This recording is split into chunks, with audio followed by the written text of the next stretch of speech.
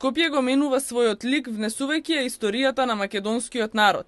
Преку проектот Скопје 2014 заживуваат делата и ликовите на оние кои се заслужни за денешното пишување на македонската историја.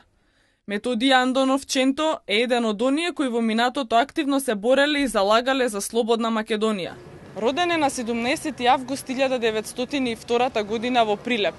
Активно ја бранел македонската национална кауза и се залагал за поголема слобода на македонците.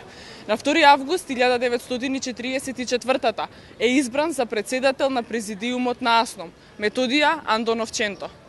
Горд што го носи неговото презиме, правнукот на Ченто, Јане Ченто, го опишува пред се како семеен човек кој бил многу работлив, трпелив и скромен. Ченто има една добра страна, затоа што секогаш бил уште во тие години, пред 50 години, го носел во срцето демократијата, значи уште од тогаш, и заради тоа бил репресиран од страна на комунизмот. Неговото дело може да се види секаде, значи тој бил иницијатор и за првиот член во уставот на поранешна Југославија, во која се бара дека може републиките да бидат осамостојени и ослободени. Ченто бил еден од организаторите на илинденските демонстрации во Прилеп. Пред Втората светска војна, повеќе пати бил представник на Прилепскиот трговски еснав, а бил представник и на прилепските трговски во Индустриско-трговската комора во Скопје, каде јавно истапил пред нападите на српската влада дека народот во Македонија не е благодарен, велејќи дека доколку се остави Македонија на македонците, тие од нејзе ќе направат цветна градина и развиена економска земја. Неколкуте вакви негови изјави биле рапортирани во Белград и истите оценети како сепаратистички и автономистички. Ченто избран за председател на президиумот на АСНОМ како највисоко државно тело на Демократската федерална Македонија, подоцна Народна република Македонија. За време на извршување на својата функција, тој бил многу почитуван и сакан од народот и се залагал власта целосно да биде народна и народот да може слободно и преку истата врата преку која влегуваат службениците, да влегува во институциите.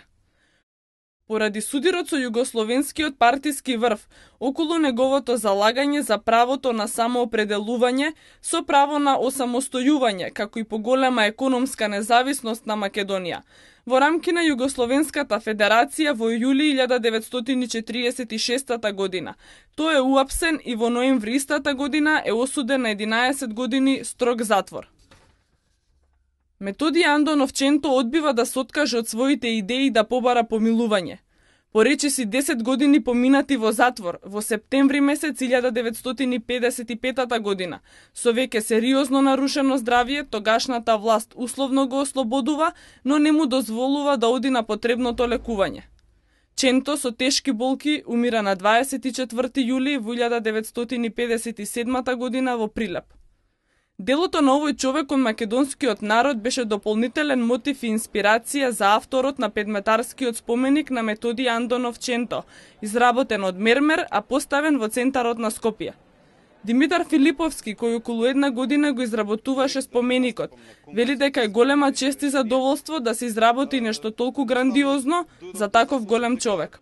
Најдобро проучувајќи го, животот на Ченто и воопшто настаните од војната и по војната, дојдов до заклучок дека најдобар момент за скулптурална представа на ликот на Андонов Ченто ќе биде оваа позиција во која што он со левата рака шапката ја симнува, ја става при срцето, а со десната рака покажува како и каде треба Македонија да оди, значи се обраќа пред народот, пред луѓето. Семејството е задоволно од изгледот на неговиот споменик. За нив тој е представен во вистинското светло, што им представува особена чест.